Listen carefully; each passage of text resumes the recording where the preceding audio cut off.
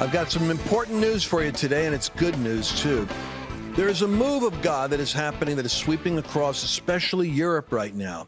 While Donald Trump may not be the name that's popular, he's emboldened and put courage into elections so that we now are seeing Poland, as well as Hungary, the UK and Germany and France. They're all moving into position, copying the America First winning message regarding immigration, even Christian values, and the importance of having a solid national identity. There's something good happening, and Poland itself just had an election, and the president says he wants a return of Christian values into public life. That's pretty powerful. You know, you got to be careful what you consume. If you're always getting negative news, you don't know where God's actually moving. And it's just like with water. On my staff, I've got my team has been telling me about how water treatment plants work.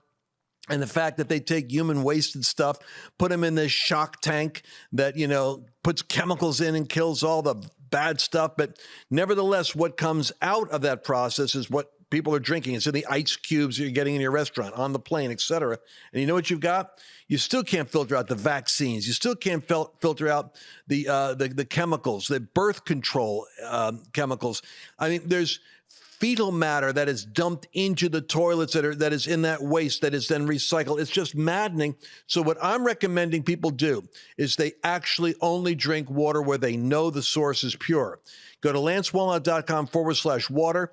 I myself, in my office here and in my home, install a special system where it totally filters out the chemicals that I don't want coming in. I don't trust the plants. I don't trust the local plants at all.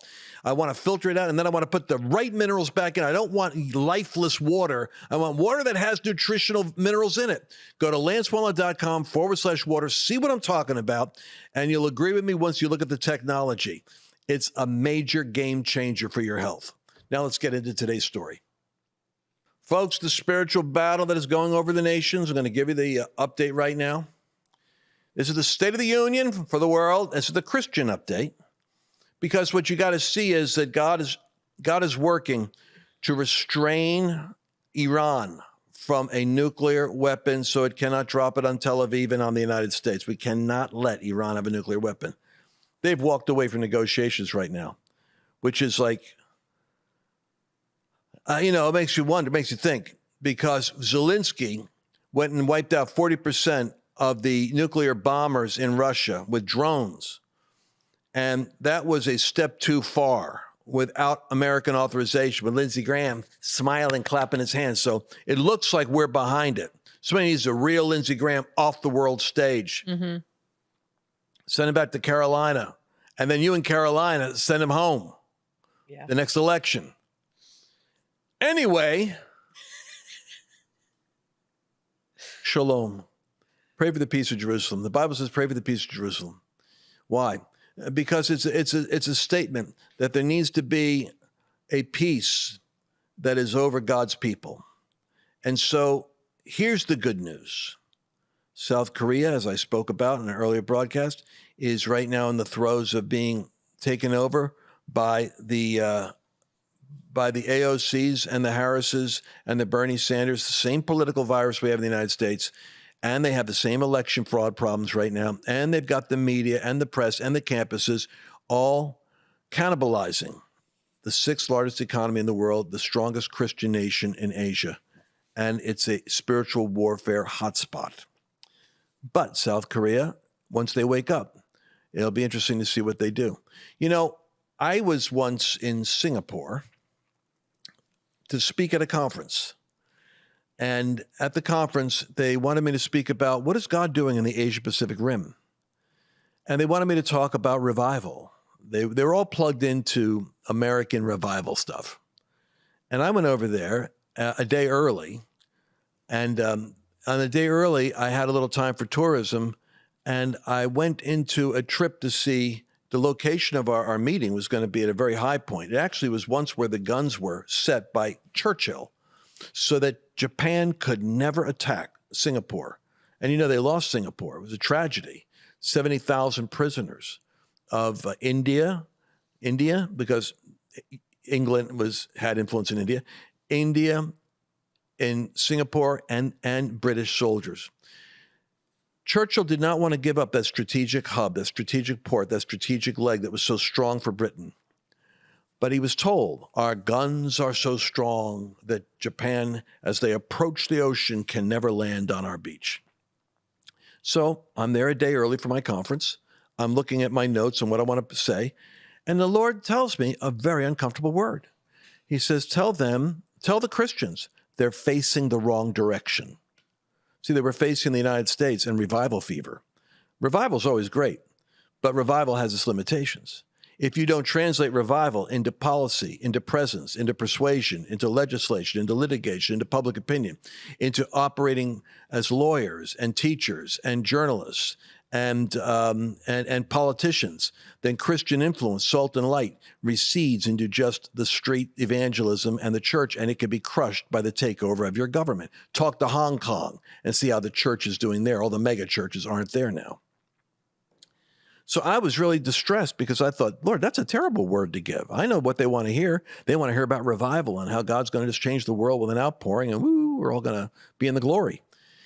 And the Lord said, as I was there, said, study what happened to Singapore. And so I said, well, what happened to Singapore? The guns were facing. Japan ended up taking it. How did it happen? Well, Japan saw the guns. So they mapped out a way to come in through inland, upstream, and come back through the nation from the north. And therefore, they took over Singapore by going around the guns and coming from the opposite direction. And I asked the guide, I said, and what was the lesson? Well, the lesson was we were facing the wrong direction. Boom! That came down like we were facing the wrong direction. So I wrote that down, and I thought, oh, this is going to be a tough message to give. But it was a blood moon. They deliberately scheduled me to speak, being true Pentecostals, at the blood moon. Because the blood moon was a great prophetic sign at that time of Jesus doing something and revival and God and the rapture and all these books that were sold on the blood moon. So I get up to speak, and I sit there, and they, everybody's got headsets on because I'm speaking English. I got translators all over the audience. It's an international gathering in this prestigious location, and I'm sweating bullets because my message is you're facing the wrong direction. I'm thinking, maybe I'll kind of like work it in, and they say, stop, you cannot speak. Right now, it's the blood moon. And so they're all very delighted. I had to put my Bible down, and I go marching with everybody up steps, up to a parking lot, and there we are, all of us looking for the blood moon. Everyone's got their iPads and their phones, and they're looking to take pictures of the blood moon. We're all wandering around the parking lot, and there's nothing there. It's just cloud cover. I thought, I wonder how anticlimactic that when you have a blood moon, you can't see it because of clouds. So we're there wandering around for 5 minutes, and a guy comes up and says, okay, the conference is starting again. And I go down, I get my headset on, I get my microphone ready, I get my notes in front of me. And the waiter comes up and pours me water and looks at me and says, did you see it? I said, no, I didn't see anything. It can't, the cloud cover. He goes, no. He shows me a picture of the blood moon. I go, wait, where were you standing? He said, well, where were you? I said, I was out back here. He goes, oh, you were facing the wrong direction. I kid you not. They never invited me back. Here was my message. Folks, while you're looking to the west, you should be paying attention to the east. You think your future is American-style revivalists and people, falling down in the glory and manifestations of God and infinite church growth, changing the world, just by the influence of Christians in their church having revival. I said, you should be paying attention to China. You should be paying attention to your religious liberties. You better be advocating for freedom of speech, religious freedom. You better get a hold of your courts. You better get influence with your government. You better become vigorously mobilized in your economic clout. A bunch of rich people are here. You better put the leverage to work because it's the 7 mountains, baby. You better be watching business and media and government, and be careful that they don't get into education, because if they get into those 4 strategic centers with ideology that is both progressive and pro-socialist communist, it will make you weak and your guns will face the wrong direction and they'll take you over from the opposite side. It's your backyard you should be looking at, not the United States. Well, I'm sitting here to tell you that story still resonates with me. And I haven't been invited back. But I was right. That's what God was doing in the Asia-Pacific Rim, trying to wake up people. Still waking up the church, which is right now waking up in South Korea and going, what the heck just happened? Now, you did say in this segment you're going to talk about the positive things. So, yeah, well, not that story's not. I just want to make sure. Hey, you know what it is? I'll tell you what it is. I want to get out of the news business. I just want to get into the good news business. The good news. Oh, it's all good news. You know, people don't read good news. If I did good news, people go, they want to go find some traumatizing, salacious, scandalous thing going on. Human nature. All right, good news. Are you ready for this? Europe has gone through the cycle of awakening. They've gone through they're in their fourth turning now. And like the United States, amazingly enough, it's the eastern provinces that came out of communist Russia, Soviet Union, that are Christian to the hilt. Poland just had an election. A 42-year-old outsider, right-winger, Karol Nowacki, just got elected, and his slogan was put Poland first. It's like Donald Trump tapped into something that's become like this. I'm telling you, there's a MAGA movement in Europe. They don't know what to do with Trump. He's so unpopular all the time, you can't mention, but they're all copying him. All the guys getting elected and winning are going, hey, we got to get rid of that immigration. We have to get rid of this woke stuff. It's got to stop. It's killing us. And we need to be putting our own interests first. It's nationalism, healthy nationalism. But catch this. Staunchly, the guy's pro-life, and he's against gay marriage. Ooh, you'll never say that in the United States again. No doubt the press will come out with authoritarian right-wing extremists are elected in Poland like Viktor Orban. Only Viktor Orban and the new president of Poland are actually creating safe, flourishing, pro-family economies because they resisted the virus. They're now facing the right direction. They know where their threat is. So Poland has importantly been congratulated by the United States. The president said, man, I know that guy. He's hot. We can do business with Poland. You're seeing the same thing happening in Hungary. You're seeing the same thing happen in Slovakia. And I want to report to you, conservatives have made historic gains across most of the continent, promising to crack down on illegal immigration that's coming from the Middle East, North Africa. And in Austria, the country's right-wing Freedom Party just won control of parliament. The first time hardline Conservative Party has done so since World War II. Then in Germany, keep it going, conservatives made historic gains with the right-wing AfD party, surging, and then last week, Portugal. I had talked to a guy who wanted to run for president of Portugal. He said, I want you to give me political consulting. You can't do everything, but I think he's involved with this. Portugal's got a right-wing Chega party that scored a number of victories to become the country's leading opposition party. And now even some left-wing politicians in Europe are adopting a more conservative language. They're copying the MAGA movement.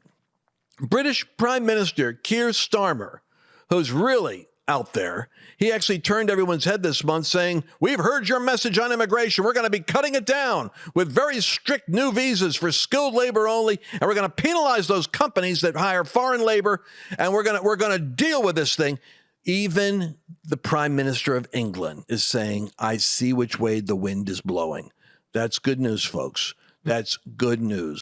Well, believe it or not, that's all the time we have today. And if you like these bite-sized nuggets of what's happening now, please like, share, and subscribe, and you'll be able to be notified every time we're on the air. See you again tomorrow.